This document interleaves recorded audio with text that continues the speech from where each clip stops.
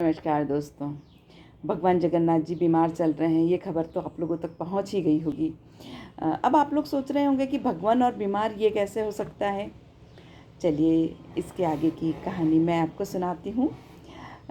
भगवान जगन्नाथ जी के एक अनन्य भक्त थे, माधवदास जी। वो दिन रात भगवान जगन्नाथ की सेवा किया करते थे और जगन्नाथपुरी में अकेले ही रहते थे। एक दिन माधवदास जी बीमार पड़ गए, तो अब उनकी सेवा करने वाला कोई नहीं था, तो स्वयं भगवान जगन्नाथ जी उनकी सेवा करने के लिए आए और उनकी इतनी सेवा की कि भगवान जगन्नाथ जी ने माधवदास जी के गंदे कपड़े तक धोए।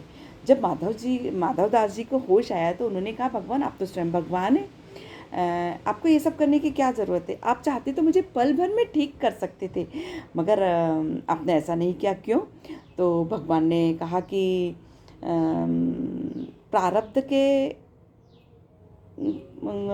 के कर्म तो सबको भुगतने ही पड़ते हैं, कार्मिक फलों को भुगतने तो पड़ता ही है। तो यदि मैं तुम्हें पल भर में ठीक कर देता तो तुम्हें दूसरा जन्म लेना पड़ता, और तुम्हारे बस ये समझ लो कि मैं तुम्हारे कष्टों को कम करने में मैं तुम्हारी मदद कर रहा हूँ। अब तुम्हारे 15 दिन के कष्ट तुम्हारे 15 दिन के कष्ट और रह गए हैं, वो मैं स्वयं अपने ऊपर ले लेता हूँ। इसलिए हर साल रथ यात्रा के पहले भगवान जगन्नाथ जी अपने भक्तों के कष्टों को लेते हुए बीमार पड़ जाते हैं और उन्हें एक खास कक्ष में रखा जाता है, जिसको कि अवसर कक्ष कहा जाता है।